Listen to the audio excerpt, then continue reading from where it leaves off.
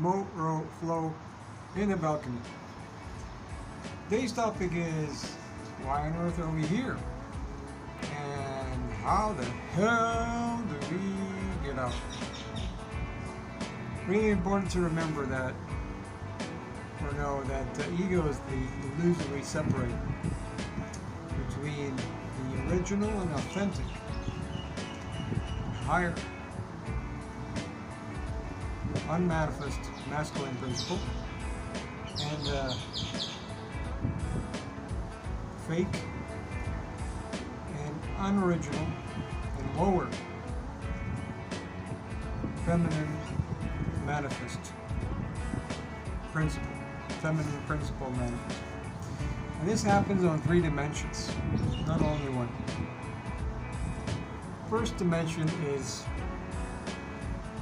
spiritual, second is mental, third is physical. And it all happens because of possessiveness or attachment, which leads to a kind of lack of compliance and respect or appreciation for our higher self form, a higher frequency, in other words. And this separation between masculine, higher, authentic, original, or masculine,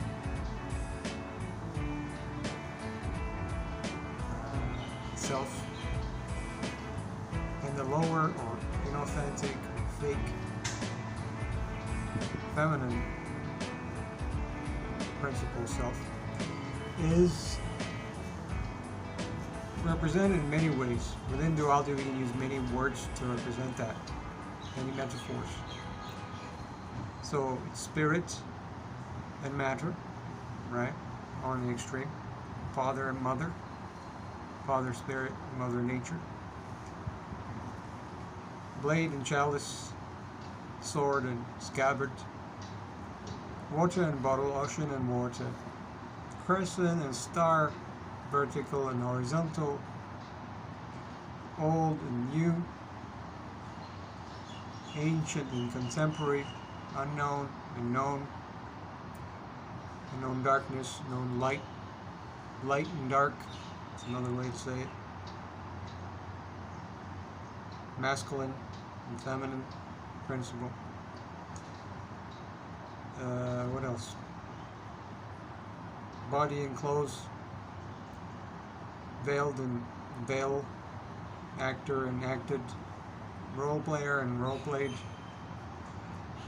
Many ways to say the same damn thing. Now, first, lack of spiritual freedom is why does it happen? It's always due to attachment and possessiveness. In this case, to the mind. You can't have spiritual freedom if you're not spirit. Okay? The soul is attached to the mind. It's lower. But it's only lower because of the ego. Because the ego chose to be it. When we say ego, we don't only mean body. Our identification as body. First level of ego is soul. But within that, there's no duality. That's why there's not much suffering there. The real problem happens when there's lack of mental freedom as mind, to attachment to body. That's when mind really starts 5 elements. Yeah? That's the duality form of separation between masculine and feminine. So we move on to separation between those gender adjectives in life itself. So it's always surrounding us. Then there's desire. That's where the me, the desirer, starts. There's got to be a me to desire something. That's where real suffering starts. Lack of mental freedom. Being the mind, attached to body. And then there's lack of physical freedom. Being the body attached to bodies. Mind.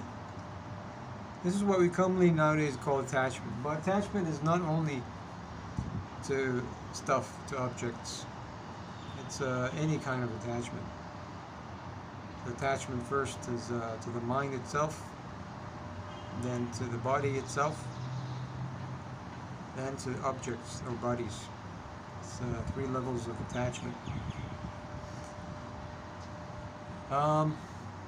Now, we move on to how do we get out? How do we get out of this mess we piled ourselves in? So, basically there's 4 basic techniques: modeling, mirroring, visualization, and the 4th one is incantation or mantra, words. In ancient religions, which didn't have a name back then, like Buddhism, Taoism, Hinduism, especially Buddhism and Taoism, modeling technique is more commonly used. So, modeling is basically meditation. If you want to be something, then act like it. Like Gautama Buddha said, what you think you become. Because the thoughts, as Li Lao Tzu from Taoism said, beware your thoughts, they become your emotions, they become your actions, your habits, your character, your destiny. So to be something, to be a higher element than the lower elements, the more physical earth and water elements, you got to model them. You got to act on them. And so act more in fire and air and ether. Before we get to that, let me clarify. The feminine and masculine can never be actually separated. It's the ego that separates them because of certain lack of disrespect, appreciation, or compliance with the higher self, the higher frequency, the higher dimension, the original, authentic, masculine, unmanifest, on 3 levels. That's why it separates masculine from feminine in order to be the fake,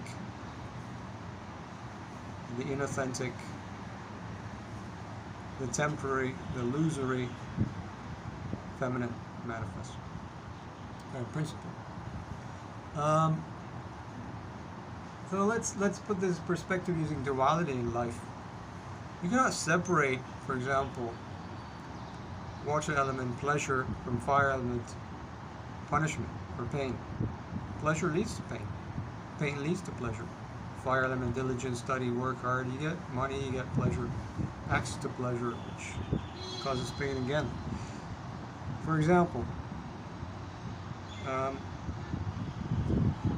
masculine earth, dry earth, and hot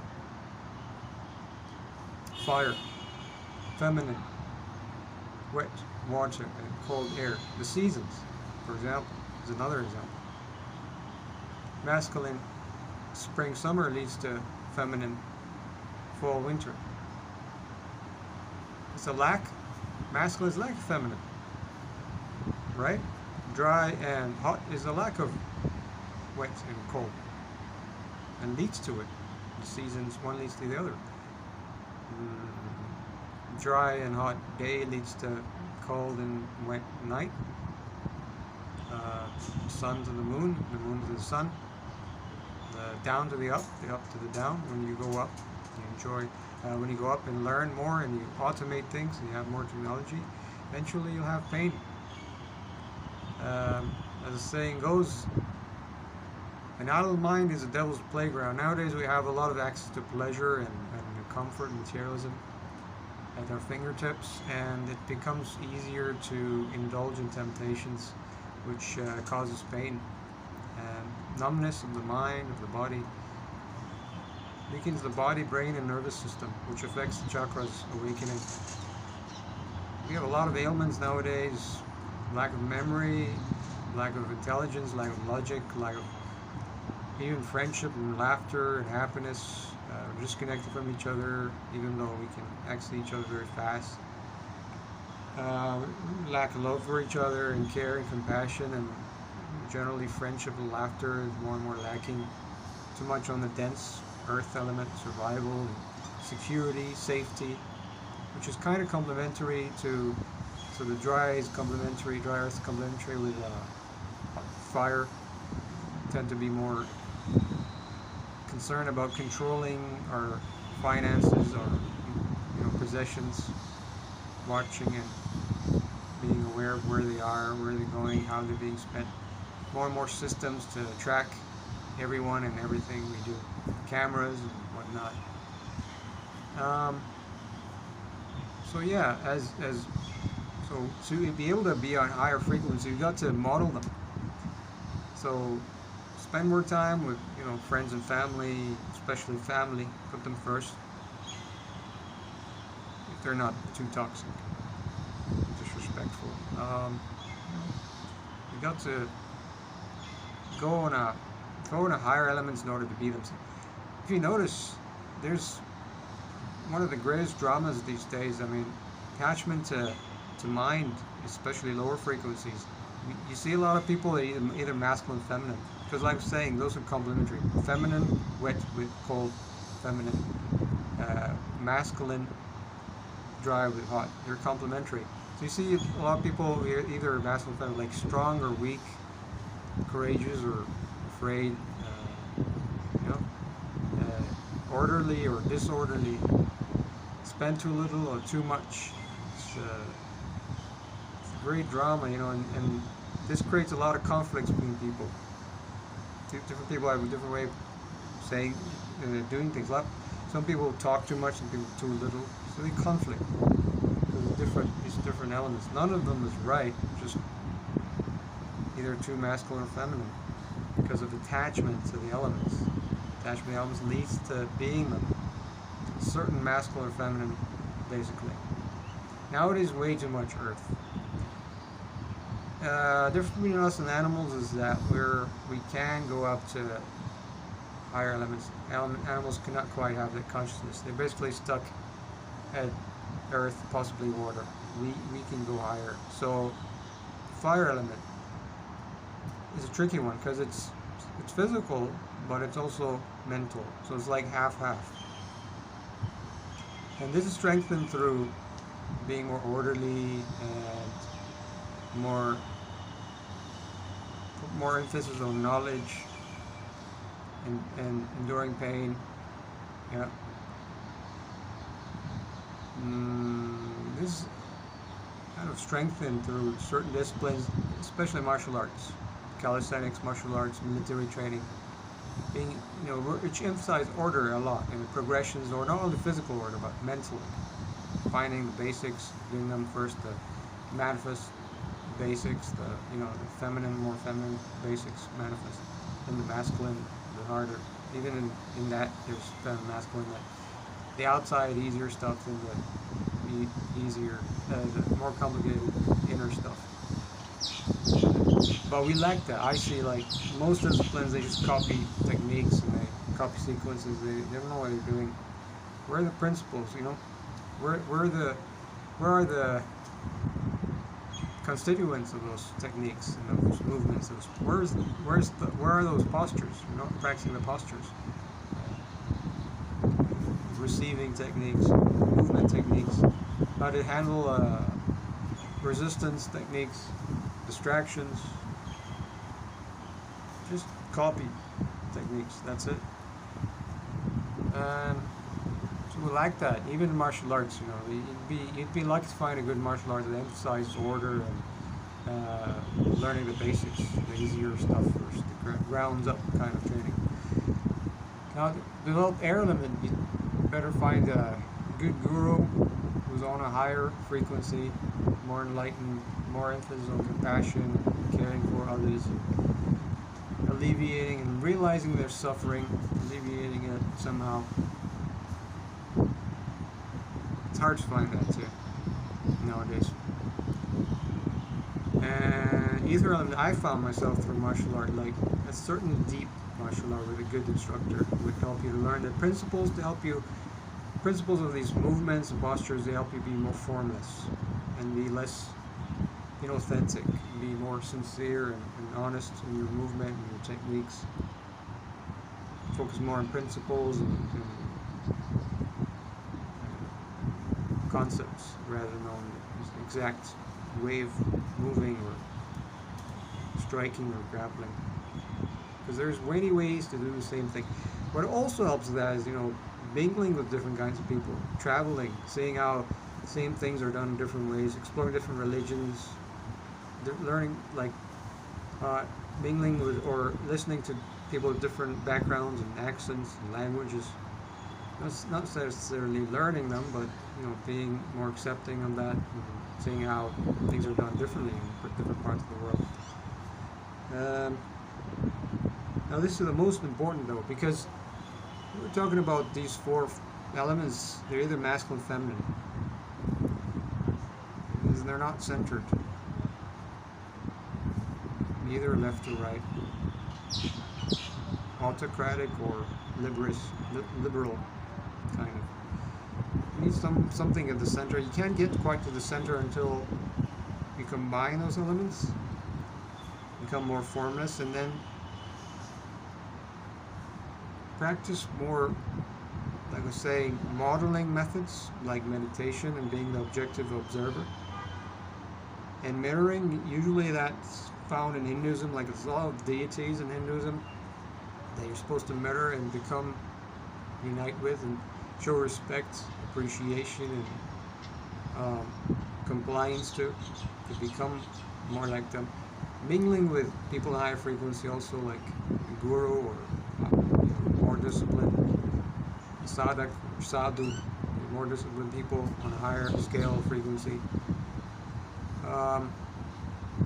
Trying these modeling and mirroring methods, especially modeling, I think it helps. In Taoism, there's different modeling methods that express to the body, like the moving meditation, the masculine, feminine, left and right, up and down, circular, straight, blah blah blah. In ninjutsu, I found that, but in due time, my instructor was on a high enough frequency to understand that. But deep spiritual arts like ninjutsu, they have a combination of masculine, feminine, the movements and the postures. I found that out through time. I found out through Qigong and Tai Chi Chuan. I wasn't exactly instructed on those directly. Through research, I found, you can do those through Taoism, Buddhism, through, being an objective observer of the body-mind. Helps you become more the authentic, original, unmanifest, masculine principle. So nowadays our emphasis is actually getting out of the lower elements, the earth and water, into fire and air. So the mirroring can be nowadays, ironically or strangely, celebrities. A lot of people worship them, call them diva. Diva comes from deva, male form of divine beings. Devi is female. So yeah, divas.